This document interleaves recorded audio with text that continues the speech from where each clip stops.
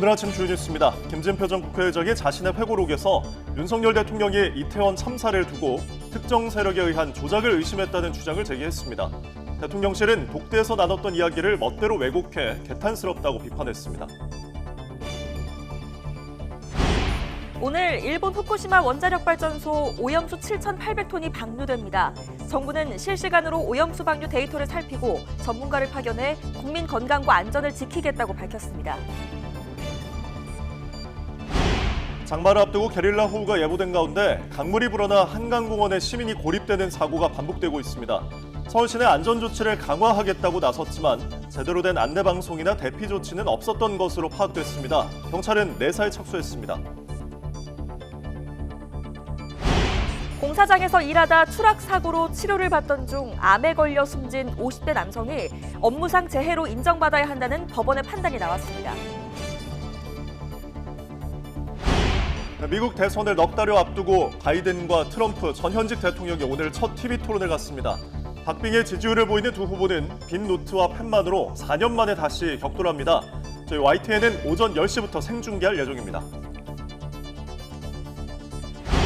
내일 밤부터 남부지방에 이어 중부지방도 올해 첫 장마가 시작됩니다. 다음 주 내내 게릴라 호우가 예상되는데 시작부터 태풍급의 강한 비바람이 예보됐습니다.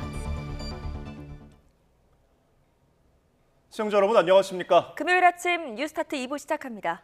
지난 2022년 발생한 12구 이태원 참사를 두고 윤석열 대통령이 특정 세력에 의한 조작을 의심했다는 주장이 제기됐습니다. 김진표 전 국회의장은 회고록에서 이태원 참사 한 달여 뒤에 열린 국가조찬기도회에서 윤 대통령과 독대한 일화를 소개하며 이 같은 의혹을 제기했습니다. 김 전 의장은 2023년도 예산안 처리가 늦어질 것을 우려하며 당시 야당이 해임 건의안을 제출했던 이상민 행정안전부 장관이 사의를 표명하는 것이 옳다는 뜻을 전했다고 적었습니다. 이에 대해 윤 대통령은 이태원 참사에 강한 의심이 있어서 아무래도 결정을 못하겠다는 답을 했다고 김 전 의장은 전했습니다. 이에 그게 무엇인지 묻자 윤 대통령은 사고가 특정 세력에 의해 유도되고 조작된 사건일 가능성도 배제할 수 없으며 그럴 경우 이 장관이 물러나면 억울할 것이라 말했다고 김 전 의장은 주장했습니다. 지난 2022년 발생한 이태원 참사에 대해 윤 대통령이 조작 사건 가능성을 언급했다는 김진표 전 국회의장의 회고록 내용과 관련해 대통령실이 개탄스러운 일이라고 정면 반박했습니다. 대통령실은 대변인실 명의 알림을 내고 국회의장을 지낸 분이 국가조찬기도회에서 대통령에게 독대를 요청해 나눴던 이야기를 멋대로 왜곡해서 세상에 알렸다며 이같이 밝혔습니다. 이어 윤 대통령은 참사 수습과 예방을 위한 회의가 열릴 때마다 다양한 의혹을 전부 수사하라고 지시했고 인도의 인파 압력을 줄여 사고를 막을 수 있었는데도 차선을 열지 않은 게 이해되지 않는다는 입장을 밝혀왔다고 설명했습니다. 이에 더해 윤 대통령은 사고 당시 119 신고 내용까지 다 공개하라고 지시했으며 최근에는 이태원 특별법을 수용하기도 했다고 덧붙였습니다. 세브란스 병원 세 곳에 소속된 교수들이 어제 무기한 휴진에 들어갔습니다. 연세대 의대 교수협의회 비상대책위원회는 어제부터 정부의 태도 변화가 있기 전까지 무기한 휴진을 이어가겠다고 밝혔습니다. 다만 무기한 휴진은 교수들이 개별적으로 진료 등을 조정하는 방식으로 진행되며 입원 병동과 응급실, 중환자실, 분만실 등은 휴진 대상에서 제외됐습니다. 공사장에서 일하다가 추락사고를 당해 치료를 받던 중 암에 걸려 숨진 50대 남성에게 1심에 이어 2심에서도 업무상 재해를 인정해야 한다는 법원 판단이 나왔습니다. 서울고등법원은 지난 12일 숨진 A씨의 아내가 유족급여를 지급하라며 근로복지공단을 상대로 제기한 소송에서 1심과 같이 원고 승소로 판결했습니다. A씨는 43세이던 지난 2008년 공사장에서 일을 하다가 추락사고를 당해 10년 넘게 병상 생활을 이어가다가 갑작스럽게 찾아온 위암으로 숨졌습니다. 미국 대선이 넉 달여 앞으로 다가온 가운데 바이든과 트럼프 전 현직 대통령의 첫 TV 토론이 오늘 개최됩니다. 현지 시간 27일 밤 9시, 한국 시간으로 오늘 오전 10시부터 열리는 TV 토론회는 경합주인 조지아주 애틀랜타에서 CNN 주최로 진행됩니다. 미 대선 토론이 TV로 처음 중계된 1956년 이후 전현직 대통령이 TV 토론에서 맞대결을 벌이는 건 이번이 처음입니다. 이번 TV 토론에선 불법 이민자 문제와 고물가, 낙태, 우크라이나 전쟁과 중동 가자지구 전쟁 등이 중요하게 다뤄질 것으로 예상됩니다. 이스라엘군이 가자지구 중부에서 대대적인 군사작전을 재개했습니다. 이스라엘군은 가자시티 동쪽 슈자이아 지역을 공습한 데 이어 드론 공격과 함께 탱크도 진입시켰습니다. 팔레스타인 민방위 당국은 이 지역에서 최소 7명이 숨졌으며 건물 잔해에 깔린 사람이 더 있는 것으로 보이지만 구조대가 접근할 수 없는 상태라고 밝혔습니다. 일본 도쿄전력이 후쿠시마 원자력 발전소 오염수 7차 해양 방류를 오늘 개시한다고 밝혔습니다. 7차 방류는 다음 달 16일까지 진행되며 방류량은 종전과 동일한 7,800톤입니다. 도쿄전력은 측정 확인용 탱크들에서 시료를 채취해 분석한 결과 삼중수소 등 방사성 물질 농도가 기준치를 충족했다고 설명했습니다.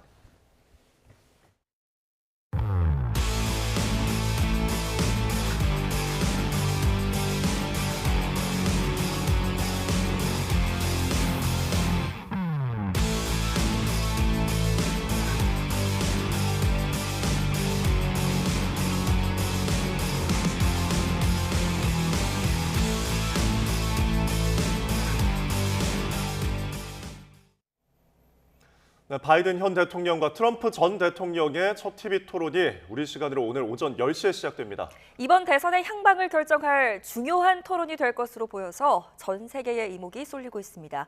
워싱턴 연결해서 토론 앞둔 분위기 알아보겠습니다. 권준기 특파원. 네, 워싱턴입니다. 네, 미국 대선 첫 TV 토론입니다. 이제 몇 시간 남지 않았죠?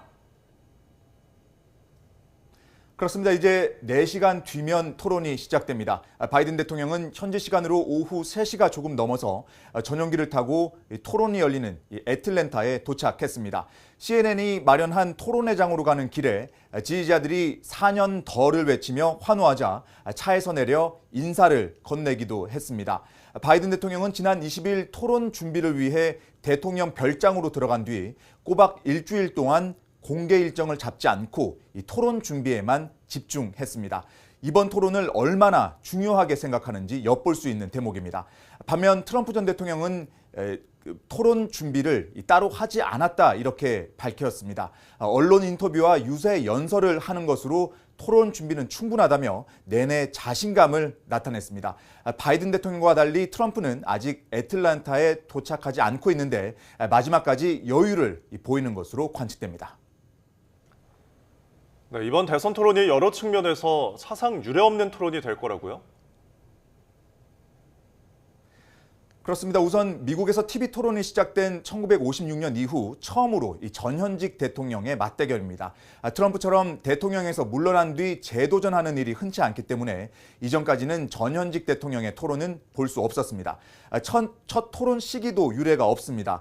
보통 대선 토론은 9월과 10월 이 세 차례 개최되는 게 일반적인데 이번엔 이례적으로 6월에 토론이 열립니다. 역대 가장 빠른 토론입니다. 또 보통은 비영리 단체인 대통령 토론위원회 주관으로 토론이 개최되는데 이번엔 토론위를 건너뛰고 두 후보 간 직접 협상으로 토론이 이루어졌습니다. 두 토론자의 나이도 유례가 없습니다. 81살인 바이든과 78살인 트럼프의 나이를 합하면 159세인데 전무후무한 고령 후보의 토론이 될 전망입니다. 네, 토론을 앞두고 두 후보 모두 새로운 선거 캠페인 광고를 내놨다고요? 네, 바이든 대통령은 트럼프가 취임 첫날 독재자가 되겠다 이렇게 한 발언으로 시작하는 캠페인 광고를 띄웠습니다. 과거 트럼프의 부통령이었던 마이크 펜스를 비롯한 여러 참모들이 트럼프에게 등을 돌리며 대통령에 적합하지 않은 인물이라고 비판한 발언을 부각했습니다. 시진핑과 푸틴 또 김정은이 트럼프를 이용하려고 준비 중이라는 존 볼튼 전 백악관 국가안보보좌관 발언도 광고에 넣었습니다.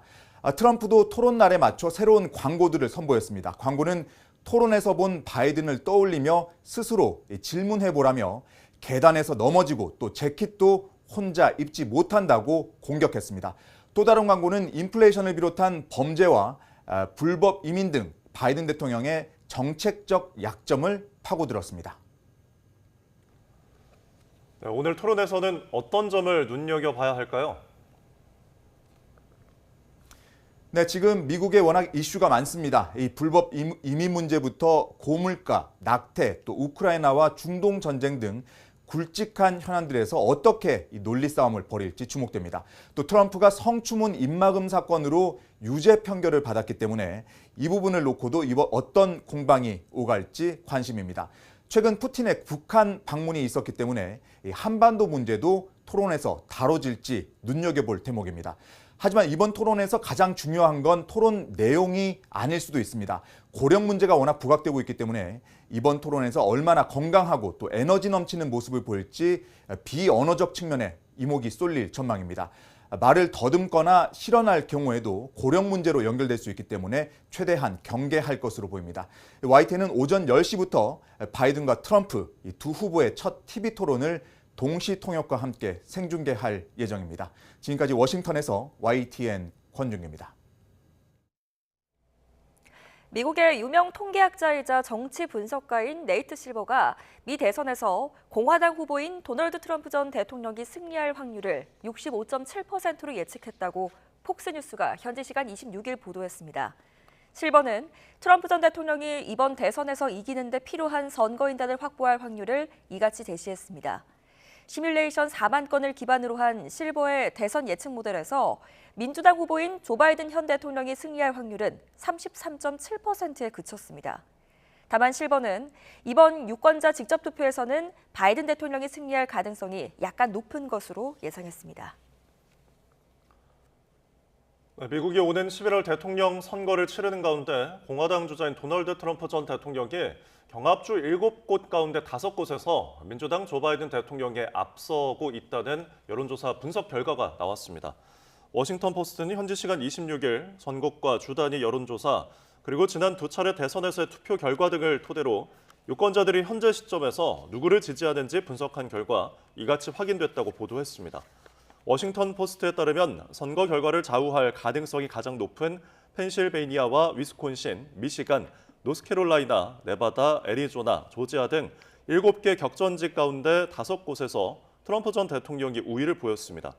특히 펜실베니아와 위스콘신, 미시간에서의 지지율은 초접전이었습니다.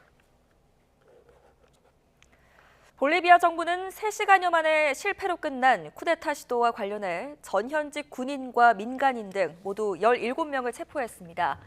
델 카스티오 볼리비아 내무부 장관은 수니가 장군과 후안 아르네스 살바도르 전 해군 제도국 등을 체포했으며 민간인인 아니발 아길라르 고메스가 쿠데타를 기획한 것으로 보고 있다고 말했습니다.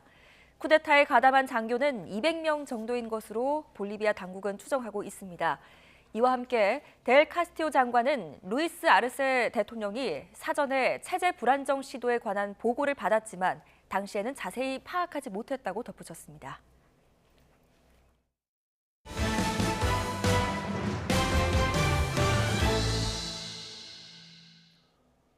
윤석열 대통령이 12구 이태원 참사를 두고 특정 세력에 의해 조작된 사건일 가능성이 있다고 의심했다는 주장이 나왔습니다.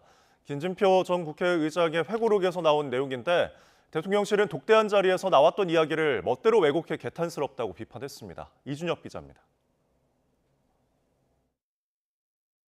김진표 전 국회의장이 퇴임 뒤 펴낸 회고록에서 2022년 12월 5일 윤석열 대통령과 독대한 일화를 공개해 파장이 일고 있습니다. 당시는 야당이 참사 책임을 물어 이상민 행정안전부 장관 해임 건의안을 2023년도 예산안 처리와 연계하며 국회가 경색됐을 때였는데 김 전 의장은 윤 대통령을 설득하기로 마음먹고 예산안 처리 시한 준수를 강조하며 이 장관이 사의 표명을 하는 게 옳다고 말했다고 회고했습니다. 이에 윤 대통령은 김 전 의장의 말이 다 맞지만 이태원 참사에 대해 강한 의심이 들어 아무래도 결정을 못하겠다고 답했다고 주장했습니다. 이어 윤 대통령이 사고가 특정 세력에 의해 유도되고 조작된 사건일 가능성도 배제할 수 없다고 말했다는 겁니다. 김 전 의장은 극우 유튜버 방송에서 나오는 음모론이 대통령 입에서 술술 나온다는 것을 믿기 힘들어 깜짝 놀랐다고 토로했습니다. 논란이 일자 대통령실은 국회의장을 지냈으면서 대통령과의 독대를 요청해 나눴던 이야기를 멋대로 왜곡해 세상에 알리는 건 개탄스러운 일이라고 즉각 반박했습니다. 윤 대통령은 참사 수습과 예방을 위한 관계기관 회의가 열릴 때마다 제기된 의혹을 전부 조사하라고 지시한 바 있다면서 특히 차선 한 개만 개방해도 인파 압력이 떨어져 사고를 막을 수 있었는데도 차선을 열지 않은 게 이해되지 않는다는 입장을 밝혀왔다고 지적했습니다. 같은 날 민주노총의 광화문 시위 때도 차선을 열어 인파를 관리했었다고도 언급했습니다. 또 대통령이 사고 당시 119 신고 내용까지 다 공개하도록 지시한 바 있으며 최근엔 이태원 특별법을 과감하게 수용했다고 강조했습니다. 이에 국민의힘은 재난을 정쟁 소재로 삼는 민주당의 못된 습관이 다시 시작됐다고 날을 세웠고 민주당은 전임 의장의 말이니 안 믿을 도리가 없다며 윤 대통령이 진위를 밝히라고 요구했습니다. YTN 이준엽입니다. 김진표 전 국회의장이 회고록을 통해 문재인 정부의 부동산 정책을 두고 정책적 패착이라고 비판했습니다. 김 전 의장은 회고록 대한민국은 무엇을 축적해 왔는가에서 문재인 정권은 부동산을 이념적으로 접근해 노무현 정권과 똑같은 실수를 저질렀다며 이같이 평가했습니다. 이어 인재풀이 비슷하게 겹칠 때부터 예고된 수순이었다며 현실 처박을 해온 기획재정부를 뒤로 한 채 김수현 청와대 정책실장으로 대표되는 시민사회단체 출신이 국토교통부를 지휘하면서 부동산 정책을 이념적으로 다뤘다고 주장했습니다.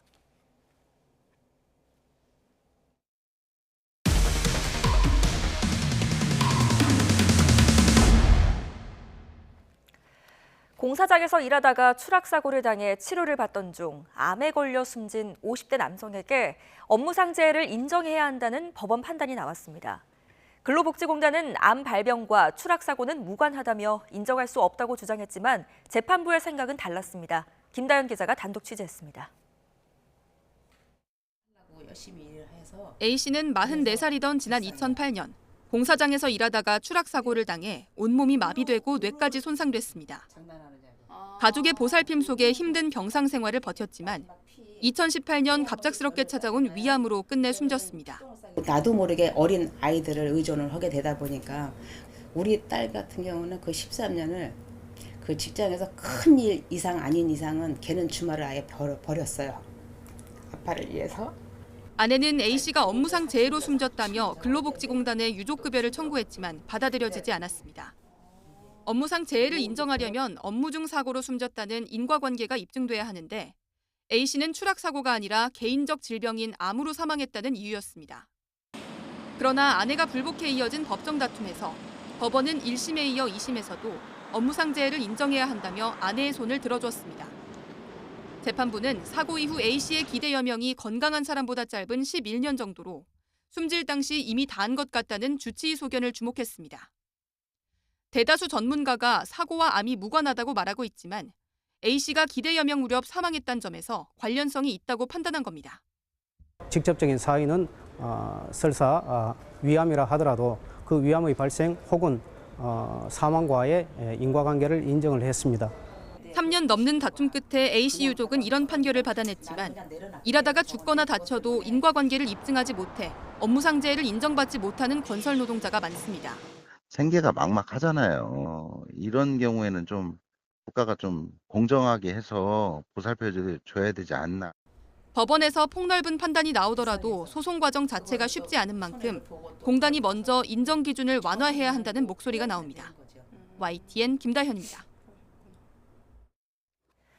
최근 한강공원에서 갑자기 물이 불어나며 시민들이 야외 무대에 고립된 사고와 관련해 경찰이 서울시 관계자들에 대한 내사에 착수했습니다. 서울 서초경찰서는 최근 직무유기 혐의로 서울시 산하 미래한강본부 관계자들에 대한 입건 전 조사를 진행하고 있습니다. 앞서 지난 4월 8일 저녁 8시 40분쯤 인천 앞바다 해수면 상승으로 강물이 불어나 서울 반포 한강공원 야외 무대 일대가 침수됐고 시민 수십 명이 고립됐다가 구조됐습니다. 23명의 희생자를 낳은 화성 공장 화재 발생 사흘 만에 공장을 운영하는 업체 대표가 유족을 처음으로 만나 사죄했습니다. 아리셀 박순관 대표는 총괄 본부장인 아들과 함께 어제 오후 3시 반쯤 화성시청 모두 누림센터에 마련된 유족 대기실을 찾아 유가족들에게 사과의 뜻을 표했습니다. 유족들은 사고가 일어난 지 나흘째인데 왜 이제야 나타나 사과하느냐며 소방 안전교육을 제대로 한 게 맞느냐며 뒤늦은 사과에 고성으로 성토했습니다. 네, 이번 화성 화재 참사가 있었던 업체 아리셀이 국내 최대 법무법인인 김앤장 소속 변호사를 변호인으로 선임한 것으로 파악됐습니다. 경찰 관계자는 YTN에 아리셀 업체 관계자들이 김앤장 법률사무소 소속 변호사를 선임해 수사에 대응하고 있다고 설명했습니다. 네, 이번 화성 화재 참사처럼 리튬 배터리에 불이 날 경우 일반 소화기로는 불을 끌 수가 없어서 열을 빠르게 낮추는 이른바 D급 소화기가 필요한데요. 그런데 공인 기준이 없다 보니 성능이 들쭉날쭉하고 불이 제대로 안 꺼지는 모습도 보였습니다. 양동훈 기자가 단독 취재했습니다. 리튬 전지에 폭발이 일어나고 연기가 치솟아 오릅니다. 직원 한 명이 달려와 소화기를 뿌리지만 불길은 계속 커지기만 합니다. 이번 화성 화재 참사처럼 리튬 전지에 불이 붙으면 일반적인 소화기로는 진화할 수 없습니다. 리튬 전지 등에서 발생하는 금속 화재에서는 온도가 순식간에 1000도씨 이상으로 치솟는 열 폭주가 일어납니다. 그렇다 보니 흔한 가정용 소화기가 아니라 열을 빠르게 낮추는 D급 소화기를 써야 합니다. 그렇다면 시중에 파는 D급 소화기들은 제 역할을 해줄 수 있을지 실험을 해봤습니다. 리튬 전지 3개에 불을 붙이고 D급 소화기 한 통을 쏟아부었지만 불이 꺼지는 듯하다가 다시 살아났습니다. 다른 제품의 경우 눈에 보이는 불꽃은 꺼졌지만 온도가 400도씨를 넘나들어 종이를 갖다 대면 그을리는 등 진화에 실패했습니다. 200도씨 이하로 못 떨어뜨리는 그런 소화기가 있었는데 옆에 계속 쌓여 있었다면 다시 재발화가 일어나서 연쇄적으로 폭발 현상이 일어날 것이라고 판단됩니다. 분명 같은 D급 소화기지만 성능 차이를 보인 겁니다. 공인된 기준이 없기 때문입니다. 소방청은 지난해 3월 D급 소화기에 대한 성능 기준을 만들겠다고 예고했지만 1년 넘도록 기준이 마련되지 않은 상태입니다. 그렇다 보니 생산업체마다 자체 기준이 다르고 성능도 들쭉날쭉할 수밖에 없는 겁니다. 소방청은 다음 달부터 다양한 종류의 D급 소화기에 대한 성능 기준을 차례차례 확정할 예정이라고 밝혔습니다. YTN 양동훈입니다. 자동차 급발진 의심 사고가 발생했을 때 차량 결함 증명 책임을 제조사로 전환하는 제조물 책임법 개정, 이른바 도현이법 입법 청원이 국회 상임위 회부 기준인 5만 명 이상 동의를 받았습니다. 재작년 급발진 의심 사고로 숨진 12살 이도현 군의 아버지가 올린 이 청원은 소비자에게 결함을 증명하게 하는 현행법은 국가폭력이고 유럽연합, EU처럼 차량 제조사가 결함이 없다는 사실을 증명하도록 법을 바꾸자는 주장을 담고 있습니다.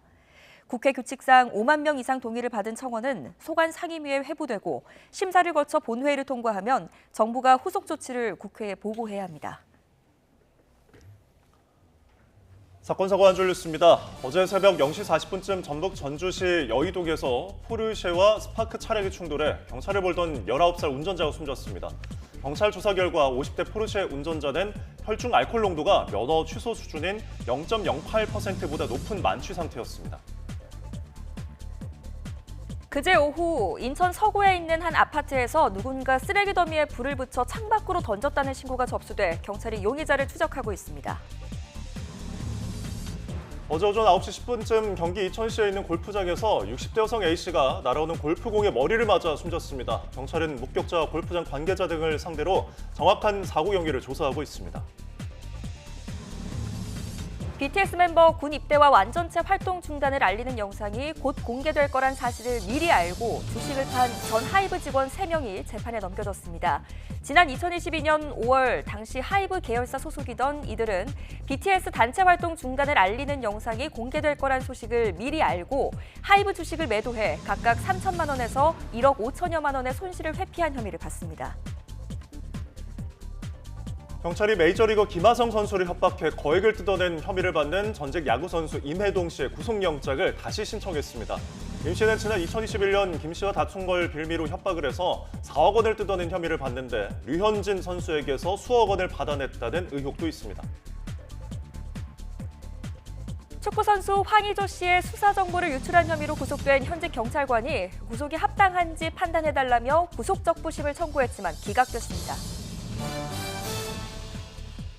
온라인 커뮤니티에 교실에서 흉기난동을 벌이겠다거나 특정 교사를 살해하겠다는 협박글을 올린 인천의 한 고등학교 학생들이 경찰 수사를 받게 됐습니다. 유명 트로트 가수 영탁 씨와 관련해 음원 사재기를 의뢰해 순위를 조작한 혐의로 기소된 전 소속사 대표가 첫 재판에서 사실관계를 인정했지만 그것이 업무방해에 해당하는지 등은 법리적으로 따져봐야 한다고 주장했습니다. 지금까지 한줄 뉴스였습니다. 연세대 의대 교수들이 정부가 구체적인 조치 없이 대화하자는 말만 늘어놓는다고 비판하며 무기한 휴진에 들어갔습니다. 하지만 정부는 대화를 거부하고 있는 건 의료계라며 흔들림 없이 의료개혁을 완성하겠다고 밝혔습니다. 윤상훈 기자입니다. 세브란스 병원 3곳이 무기한 휴진에 들어갔습니다. 응급 중환자실과 분만실 등 필수 의료 진료만 유지한 채 의사들이 청진기를 내려놓기로 한 겁니다. 의대 교수들은 전공의와 의대생을 떠나게 한 정부 정책 때문에 내려진 결정으로 불가피한 선택이었다고 설명했습니다. 정부의 태도 변화가 없다면 진료 재개도 없다고 못 박았습니다. 실제로 정부는 의료계하고 대화를 하겠다라고는 하지만 그것을 위한 어떤 조치들을 취하고 있지는 않습니다. 그렇기 때문에 저희가 이제 더 이상은 인내할 수 없다라고 하는 측면에서 이렇게 정부는 대화 불발의 책임을 의료계에 돌렸습니다. 의료개혁 정책으로 의료 서비스가 망가질 것이라는 등의 사실이 아닌 일방적 주장을 펼치며 대화를 거부하고 있다는 겁니다. 그러면서 흔들림 없이 의료개혁을 완수하겠다고 거듭 강조했습니다. 국민과 환자, 의사 모두를 위해 역대 어느 정부에서도 실행하지 못한 의료개혁을 추진하고 있습니다. 마지막까지 원칙을 지키는 흔들림 없는 자세로 의료개혁을 완수할 것입니다. 정부와 의료계 모두 사태 해결을 위한 실마리가 대화라는 것은 동의하면서도 대화 시작점을 찾는 것부터 난항을 겪고 있는 상황. 서울 아산병원도 다음 달 4일부터 휴진을 예고하면서 환자와 국민이 불편을 감내해야 하는 상황이 끝모르게 계속될 것이란 우려가 나옵니다. YTN 유성훈입니다. 네, 오늘은 장맛비가 소강 상태에 들겠고 내륙에는 폭염 수준의 더위가 나타나겠습니다. 주말에는 중부지방에도 첫 장맛비가 내리면서 본격적인 장마철에 접어든다고 합니다. 자세한 날씨 알아보겠습니다. 신미림 캐스터. 네, 기상센터입니다. 네, 이제 본격적인 장마 시작을 앞두고 내륙은 더위가 기승이라고요? 네, 오늘은 어제보다 더운 날씨가 찾아오겠습니다. 장맛비가 내리며 더위가 주춤했던 남부지방도 오늘은 기온이 크게 올라서 덥겠는데요. 오늘 서울 낮 기온은 33도, 광주는 32도까지 오르는 등 일부 지역에서는 폭염 수준의 낮더위가 기승을 부리겠습니다. 자세한 지역별 기온부터 살펴보면 현재 서울 기온은 21.4도, 대구는 18.5도로 출발하고 있습니다. 낮 기온은 내륙을 중심으로 30도를 웃돌며 덥겠는데요. 서울이 33도, 대전과 대구는 32도까지 크게 오르겠습니다. 네, 어제 남부와 제주도에 장맛비가 내렸는데 오늘은 어떤가요? 네, 장마전선이 남하하면서 남해안 지역은 비가 모두 그쳤지만 제주도는 종일 흐린 가운데 낮까지 오락가락 비가 이어지겠습니다.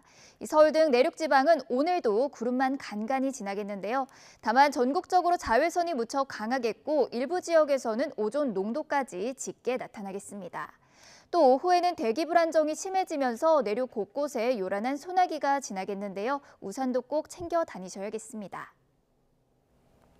네, 주말에는 중부지방에도 장맛비 소식이 있죠? 네, 주말인 내일부터는 다시 북상하는 장마전선의 영향을 받겠습니다. 내일 새벽 제주도를 시작으로 밤에는 중부지방에도 올여름 첫 장맛비가 내리겠는데요. 이번에도 돌풍과 벼락을 동반한 강한 비가 예상돼 주의하셔야겠습니다. 7월이 시작되는 다음 주에는 일주일 내내 전국에 장맛비가 내리겠습니다. 장마전선이 남북을 오르내리면서 게릴라성 호우를 쏟아낼 가능성이 크니까요. 피해 없도록 미리미리 대비하시는 게 좋겠습니다. 지금까지 날씨 정보였습니다.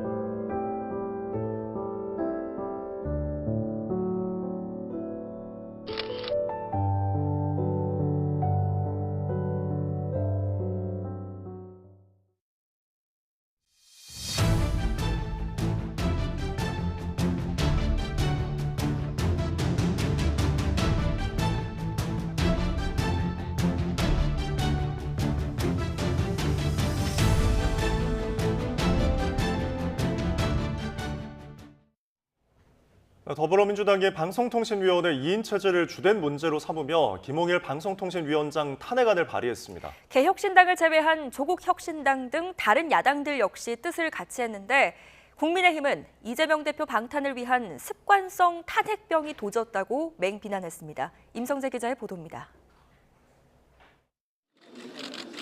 민주당이 김홍일 방송통신위원장 탄핵안을 당론으로 채택했습니다. 현 정부 들어 야당이 방통위원장 탄핵을 추진하는 건 전임 이동관 위원장에 이어 이번이 두 번째입니다.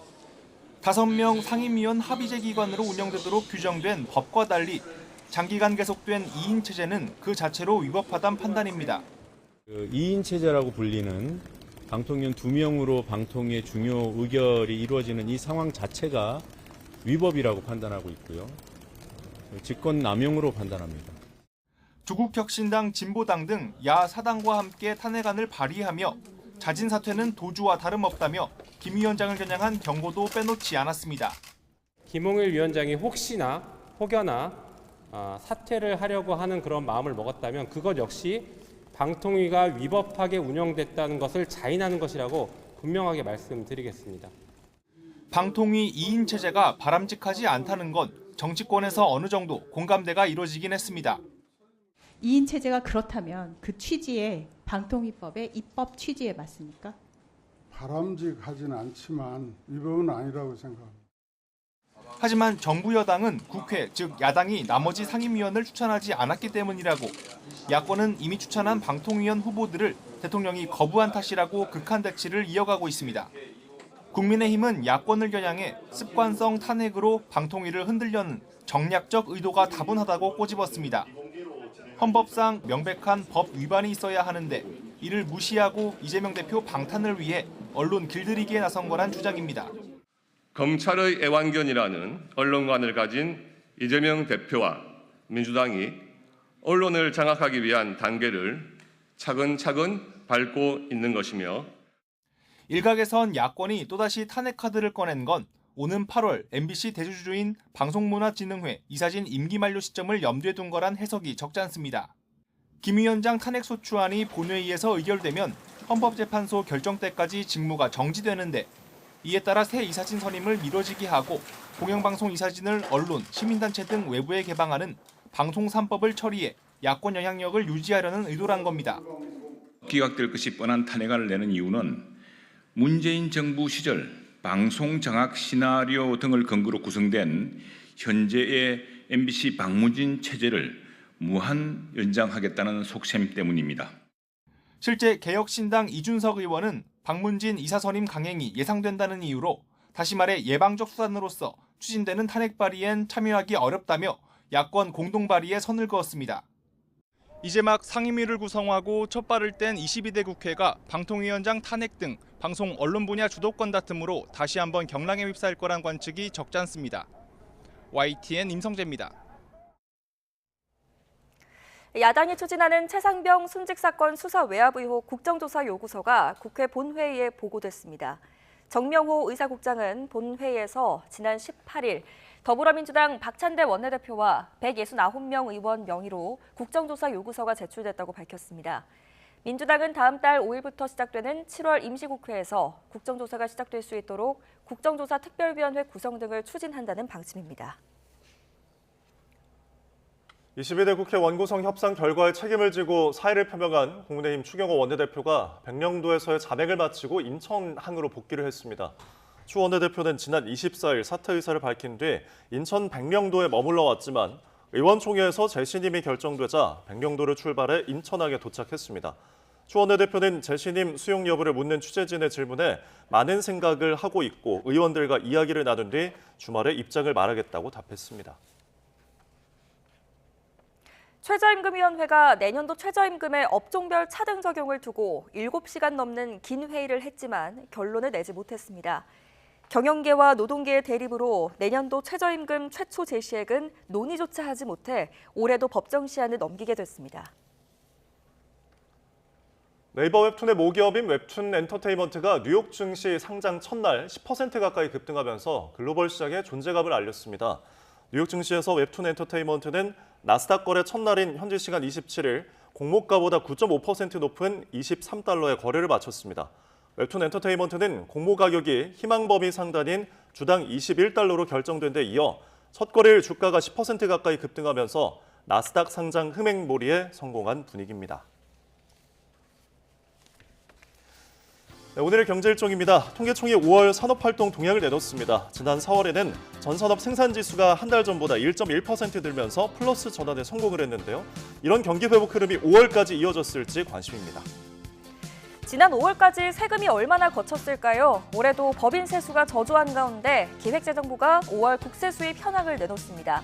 올해 들어 4월까지 법인 세수가 지난해보다 12조 8천억 원 감소하면서 전체 국세 수입은 125조 6천억 원으로 지난해 같은 기간보다 8조 4천억 원 줄었습니다.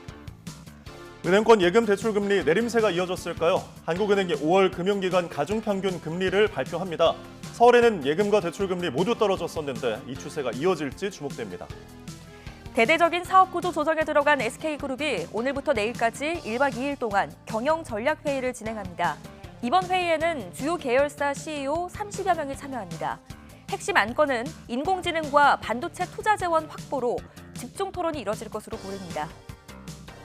임플란트 시술과 관련한 소비자 피해가 잇따라 주의가 필요한데요. 한국소비자원이 조사를 한 결과 최근 3년 동안 관련 피해가 늘고 있는 것으로 나타났습니다. 친족 사이에 일어난 횡령, 사기 등 재산 범죄는 처벌할 수 없다는 이른바 친족 상돌의 조항이 헌법에 어긋난다는 헌법재판소의 판단이 나왔습니다. 방송인 박수홍 씨, 전 프로 골프 선수 박세리 씨처럼 자신을 둘러싼 가족 간 분쟁이 잦아지는 사회 흐름에 큰 변화를 줄 것으로 보입니다. 홍민기 기자입니다. 아버지의 빚을 더는 떠안지 않겠다며 직접 고소에 나선 박세리 이사장. 채무 관계에 대해서는 제가 한 번 해결하면 또 다른 채무 관계가 또 수면에 올라오고 또 한 번 해결하면 또 다른 문제가 올라오기 시작했던 게 그게 지금 시발점이 됐던 것 같아요.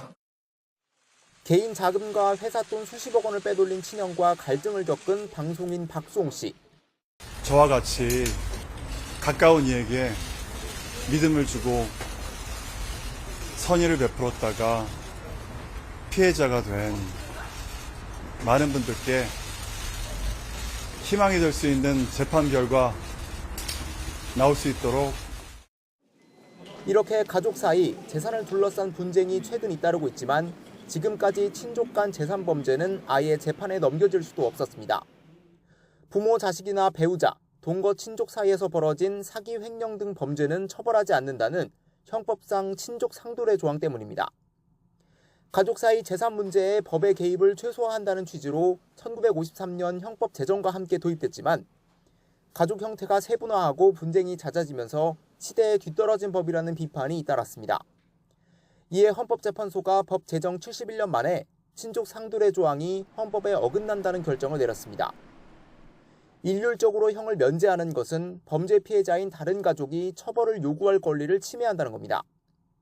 의사결정이 어려운 경우 등 상대적으로 지위가 취약한 가족 구성원이 경제적 착취를 당하는 것을 용인할 우려가 있다는 점도 짚었습니다.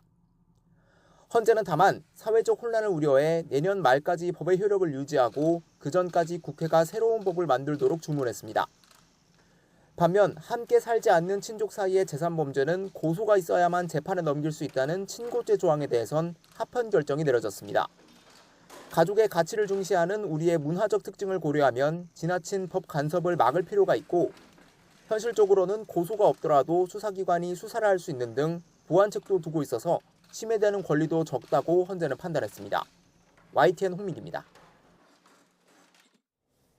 북한이 남한 노래와 드라마를 보고 유포했다는 이유로 공개 처형까지 실시를 하는 등 주민, 특히 청년들의 외부 문화 접촉을 강력하게 차단하고 있다는 탈북민들의 증언이 나왔습니다. 통일부가 발간한 2024 북한 인권보고서를 보면 북한은 주민들을 외부 정보로부터 차단하기 위해 반동사상 문화배격법 등 3대 악법을 내세워 처벌을 강화하는 것으로 나타났습니다. 한 탈북민은 지난 2022년 황해남도에서 남한 노래 70곡과 영화 3편을 보고 유포했다는 이유로 22살 청년이 공개 처형을 당했다고 증언했습니다. 외교부가 한국이 우크라이나에 살상 무기를 제공한다면 한러 관계가 치명적 결과를 맞게 될 것이라고 한 러시아 외무부 대변인의 발언에 대해 러시아 측에 실수하지 말라고 경고를 했습니다. 임수석 외교부 대변인은 어제 정례 브리핑에서 마리아 자하로바 대변인 발언에 대한 입장을 묻는 질문에 한러 관계에 돌이킬 수 없는 결과를 초래하지 않도록 러시아 측이 실수하지 말 것을 경고한다고 밝혔습니다. 이어 러시아 측이 북한에 대한 의존에서 벗어나 유엔 안보리 상임이사국답게 처신하기를 바란다고 덧붙였습니다. 데니얼 크린튼 브링크 미 국무부 동아태 차관보는 하원 외교위원회 아태소위 청문회에 출석해 최근 북러 간 군사적 밀착을 깊이 우려한다고 말했습니다. 크린튼 브링크 차관보는 푸틴 러시아 대통령의 방북은 깊어지는 양국 협력의 가장 최신 상징일 뿐이라며 이같이 밝혔습니다. 또 안보 영역에서 국제 협력을 강화해서 북한과 러시아의 무기 거래 관련 제재를 강화해야 한다고 강조했습니다. 정부가 북러 조약 체결과 군사협력 강화에 대한 대응 조치로 대북 독자 제재를 발표했습니다. 외교부는 어제 러북간 무기 운송, 대북 정제후 반입과 북한 핵미사일 개발에 관여한 러시아, 북한 제3국 기관 5개, 선박 4척 개인 8명을 7월 1일자로 독자로 제재 대상으로 지정한다고 밝혔습니다.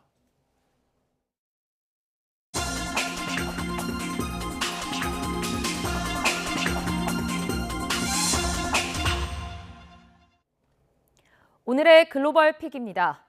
하마스와의 전쟁이 끝나간다던 이스라엘이 다시 가자지구 전역에서 대대적인 공습에 나섰습니다. 무고한 인명피해가 계속되는 가운데 운 좋게 포탄을 피하더라도 굶주림으로 목숨을 잃는 사례도 잇따르고 있습니다. 김도원 기자입니다. 전쟁으로 이미 폐허가 된 거리. 갑자기 커다란 포성이 울리고 사람들은 비명을 지르며 숨을 곳을 찾습니다. 폭탄이 떨어진 쪽을 보며 발만 동동 구를 뿐 사람이 있어도 구하러 갈 수 없습니다. Airstrikes are raining. People are still in the schools there. 이번 주 초만 해도 이스라엘은 하마스와의 전쟁이 끝나간다며 관심을 레바논의 헤즈볼라 쪽으로 돌리는 듯했습니다. 하지만 이날 가자 지구에 대대적인 공습을 재개하며 팔레스타인 주민 피해가 잇따랐습니다. 이스라엘군은 하마스 전투원들이 민간인 사이에 숨어 활동하고 있다고 비난했습니다.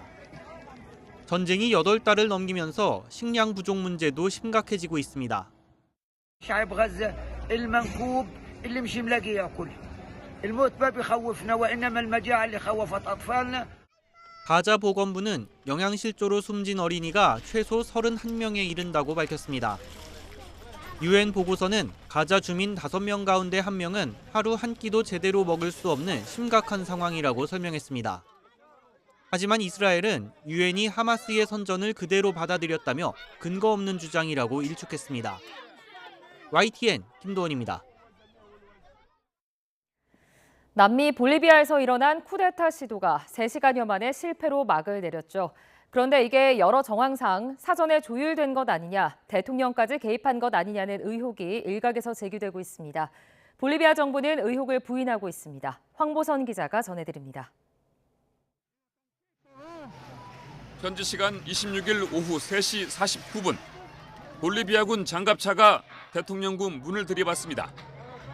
2분 뒤에는 후니가 장군이 안으로 들어가 대통령과 맞섭니다.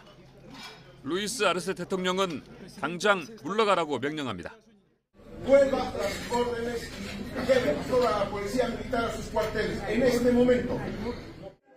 후니가 장군은 몇 마디 대꾸한 뒤 순순히 물러납니다.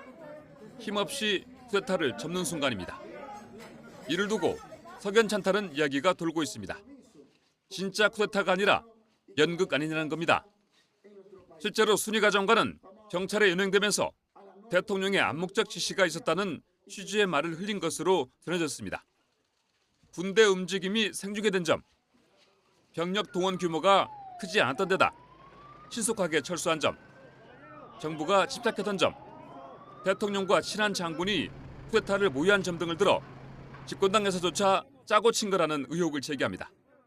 Para nosotros un golpe planificado del gobierno que solamente para qué estaba dirigido. Habíamos denunciado que ya como Zúñiga ha declarado o matar a Evo o apresar a Evo.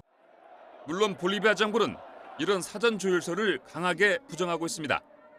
과연 그 진상이 규명될지, 내년 볼리비아 대선에 어떤 영향을 미칠지 주목됩니다. YTN 황보선입니다. 우크라이나가 유럽연합과 무기 지원 등을 위한 안보 협정을 체결했습니다. 볼로디미르 젤렌스키 우크라이나 대통령은 현지 시간 27일 벨기에 브뤼셀에서 열린 EU 정상회의에서 안보 협정에 서명했습니다. 이에 따라 EU는 앞으로 수년간 우크라이나의 무기 군사 훈련 등을 지원하게 됩니다. 체코 프라하를 출발해 헝가리 부다페스트로 향하던 열차가 슬로바키아 남부에서 버스와 충돌해 6명이 숨지고 5명이 다쳤습니다. 현지 시간 27일 오후 발생한 이 사고로 열차 기관차에 화재가 발생했으며 버스는 크게 부서졌습니다. 열차에는 100명 이상이 타고 있었다고 현지 경찰은 밝혔습니다. 러시아 북서부에서 여객 열차가 탈선해 3명이 숨지고 40여 명이 다쳤다고 현지 언론들이 보도했습니다. 러시아 응급구조당국은 북서부 코미 지역에서 승객 200여 명을 태운 열차가 14량 가운데 9량이 탈선했다고 밝혔습니다. 사망자 가운데는 16살인 소녀가 포함됐으며 부상자 40여 명 가운데 10명은 크게 다쳤습니다. 러시아 인공위성이 궤도에서 부서지면서 인근 국제우주정거장 ISS에 있던 우주비행사들이 일시적으로 대피해야 했다고 로이터 통신이 미국 우주당국을 인용해 보도했습니다. 미국 우주사령부에 따르면 러시아가 소유한 위성이 협정 세계 시간으로 지난 26일 16시, 한국 시간으로는 어제 오전 1시에 지구 저궤도에서 분해됐습니다. 우주사령부는 위성에서 레이더로 추적할 수 있는 파편이 100개 넘게 나왔다면서 즉각적인 위협은 감지되지 않는다고 밝혔습니다. 미국에서 축구장에 거대한 싱크홀이 발생하는 순간이 화면에 포착됐습니다. 현지 시간 지난 26일 오전 미국 일리노이주 남부 알턴에 있는 공원에서 지름 30m, 깊이 9m에 이르는 거대한 싱크홀이 발생했습니다. 보시는 것처럼 땅이 갑자기 내려앉으면서 커다란 조명탑을 그대로 집어삼켰는데요. 싱크홀이 생긴 원인은 공원 지하에 있는 광산이 무너진 데 따른 것으로 알려졌습니다. 다행히 다친 사람은 없었습니다. 공원 측은 현장을 통제하고 복구 계획을 마련할 예정입니다. 지금까지 글로벌 픽이었습니다. 내일 밤부터 중부지방에도 올해 첫 장마가 시작됩니다. 다음 주 내내 전국에 게릴라 호우가 예상되는데 시작부터 태풍급의 강한 비바람을 동반하겠습니다. 대비 잘하셔야겠습니다. 김민경 기자입니다. 제주 해안에 굵은 장맛비가 쏟아집니다. 관광객들은 우비를 입고 우산을 쓴 채 발걸음을 재촉합니다. 제주도는 오후 한때 시간당 30mm 안팎의 장맛비가 쏟아지며 호우특보가 내려지기도 했습니다. 중부지방의 첫 장마는 내일 밤 시작될 걸로 보입니다. 비의 양도 많고 강도도 셀 걸로 예상되는데 시작부터 태풍급 비바람이 우려됩니다. 중국 남부에서 발달한 저기압이 내일 밤부터 모레 오전 사이 한반도를 통과하면서 정체전선을 끌어올리면서 비구름은 더 강력해질 전망입니다. 발달한 저기압이 접근해 오면서 30일 새벽에서 오전 사이에 강한 남서풍에 의해 강풍, 풍랑특보도 예상되고 있고 강한 남서류가 부딪히는 지역에서는 강한 비가 내리는 곳이 있겠습니다. 저기압은 일요일 오후쯤 한반도를 빠져나가겠지만 그 자리에 북쪽에서 차고 건조한 공기가 내려오면서 정체전선은 더욱 강하게 발달할 걸로 보입니다. 곳곳에서 띠 형태의 강한 강수대가 형성되면서 일요일 늦은 오후부터 월요일 아침까지 시간당 30에서 최대 50mm의 집중호우가 쏟아질 가능성이 큽니다. 7월이 시작되는 다음 주엔 일주일 내내 전국에 장맛비가 내릴 걸로 보입니다. 정체전선이 남북을 오르내려 게릴라성 호우를 쏟아부을 가능성도 큽니다. 주말 중부 장맛비가 내리기 전까지는 무더위가 예상됩니다. 오늘 서울 낮 최고 기온이 33도까지 지속됐고 전국 대부분 지역에서도 체감온도가 31도 안팎까지 오르겠습니다. YTN 김민경입니다.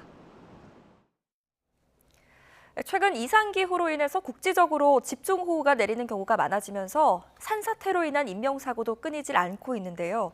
정작 예방체계에는 큰 구멍이 뚫린 것으로 확인됐습니다. 산사태로 인명피해가 우려되는 민가 6만 9천여 곳을 조사해서 배제하는가 하면 산사태 위험 지역 안에 대피소를 두는 경우도 허다한 것으로 확인됐습니다. 김대겸 기자입니다. 산에서 쏟아져 내린 엄청난 양의 흙더미가 인근 도로와 집을 그대로 덮쳤습니다.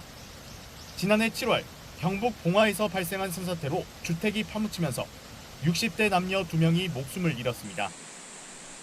힘없이 뜯겨 구겨진 채 나뒹구는 철제문과 박살나버린 차량만이 당시 충격을 가늠케 합니다. 내려와 보니까 이장님이 먼저 와서 이제 있었고, 내려와 보니까 있던 집이 이제 흔적 없이 사라졌기 때문에 저도 이런 일이. 사고가 난 집과 산지와의 거리는 불과 30여 미터. 산림청은 지난 2019년부터 산림조합에 의뢰해 인명피해 우려가 큰 민가들을 대상으로 산사태 취약지역 선정을 위한 기초조사를 해왔습니다. 특히 산지로부터 거리가 50m 안쪽인 경우 우선 조사하도록 기준을 정했는데 어찌된 일인지 사고가 난 집은 기초조사를 받지 않았고 이 때문에 취약지 선정에서도 배제된 것으로 드러났습니다. 감사원 감사 결과 사고가 난 집뿐만 아니라 무려 6만 9천 곳의 산사태 우려 지역이 기초조사에서부터 배제된 것으로 조사됐습니다. 산림조합 자체 조사 결과 산지로부터 50m 이내에 있는 전국 산사태 우려 지역 12만 곳 가운데 92%가 몇 개 지역에 쏠리자 임의로 6만 9천 곳을 배제했고 산림청은 이를 확인도 없이 승인해 준 겁니다. 일부 지자체에 너무 편중된다 이런 사유로 해서 이 6만 9천 곳을 갖다가 제외를 해버렸고 영역 결과를 갖다가 납품을 하니까 아무런 검토 없이 그대로 검수 조서를 갖다 발부한 사항입니다. 경북 예천의 한 마을에서는 산사태 위험구역 밖에 있는 멀쩡한 초등학교를 두고 바로 옆 위험구역에 있는 마을회관을 대피소로 지정한 사례도 감사원 감사로 드러났습니다. 이곳뿐 아니라 전국 2만 5천여 개 대피소 가운데 8.5%에 해당하는 2,100여 곳이 위험지역 안에 있는 것으로 확인됐습니다. 감사원은 또 산림청이 400억 원을 들여 전국에 설치한 산불 감시 CCTV 1,400여 대가 전담 인력도 없이 방치되다시피 하고 있고 산불 발견율도 0.4%에 불과해 예산 낭비 성격이 크다고 지적했습니다. 이 밖에 산사태 방지 사업 실적을 높여 보이기 위해 이미 사업이 끝난 지역에 또다시 예산을 쏟아붓는 등 모두 20여 건의 위법 부당 사항이 적발됐습니다. YTN 김대경입니다. 성추행 혐의로 3년 자격정지 중징계를 받은 피겨 이혜인 선수가 강제성 없는 연인 사이의 애정 표현이었다고 밝혔습니다. 하지만 해당 후배가 반박하는 취지의 입장문을 냈고 이에 이혜인 선수가 또 대응하는 등 사태가 진실 공방으로 흐르고 있습니다. 조은지 기자입니다. 피겨 이혜인 선수는 후배 성추행 혐의로 3년 자격정지 중징계를 받자 YTN을 통해 얼굴을 드러내고 공개 대응에 나섰습니다. 사귀던 사이에 있었던 일인데 그 성추행에 관한 부분이 이제 잘 밝혀져서 좀 누명을 벗었으면 좋겠다. 자신의 SNS에도 연인 사이에서 할 수 있는 장난이나 애정 표현이 성추행으로 오해받아 세상이 무너지는 것 같다고 거듭 해명했습니다. 하지만 이 게시물이 올라오고 12시간 뒤 침묵하던 후배 선수 A군 측은 성추행이 맞는다는 취지의 A4 용지 4장짜리 입장문을 냈습니다. 두 선수가 지난해 7월부터 석 달 정도 또 지난달 전지훈련 기간 만났다면서 일단 교제 사실은 인정했습니다. 하지만 사안의 핵심인 성적 행위에 대해서는 A군이 당황하고 놀라서 곧바로 방에서 나왔다는 말로 자유의사가 아니었다는 뜻을 에둘러 전했습니다. 또 이혜인이 사후 증거 수집과 대처를 위해 당시 상황을 물었고 이를 깨달은 A군이 충격으로 정신과 치료를 시작했다고 밝혔습니다. 양측의 핵심 주장이 엇갈리는 겁니다. 이에 이혜인은 밤 10시가 넘어 자신의 SNS에 A군과 주고받은 메시지를 여러 장 올렸습니다. 성추행 혐의, 즉 둘의 관계나 강제성 부분이 확실히 소명되지 않는다면 징계가 경감되기 힘든 건 물론 선수 생활도 끝날 위기이기 때문입니다. 일종의 벼랑 끝 승부수를 띄운 겁니다. 이혜인이 체육회에 재심을 신청했고 별도로 스포츠윤리센터도 조사에 착수한 가운데 당사자들의 진흙탕 진실 공방은 당분간 계속될 걸로 보입니다. YTN 조은지입니다. 케냐 수도 나이로비 등 주요 도시에서 확산한 증세 반대 시위가 정권 퇴진 요구로 이어지고 있습니다. 증세에 반대하는 시위대는 현지 시간 27일 나이로비와 몇몇 도시에서 윌리엄 루토 대통령의 퇴진을 촉구했습니다. 나이로비 곳곳에 군경이 배치돼 의회와 대통령 집무실로 향하는 도로를 차단했고 중심 업무지구에서는 경찰이 최루탄과 물대포 등으로 강제 해산하면서 시위대와 충돌하기도 했습니다. 앞서 루토 대통령은 논란이 됐던 증세안을 담은 재정 법안을 철회하겠다고 선언했습니다. 지난 25일 의회에서 가결된 이 법안은 27억 달러의 세수를 확보하기 위해 부가가치세 등 서민 생활과 관련이 큰 세목의 증세를 뼈대로 합니다. 뉴스타트 3부 잠시 후에 이어집니다.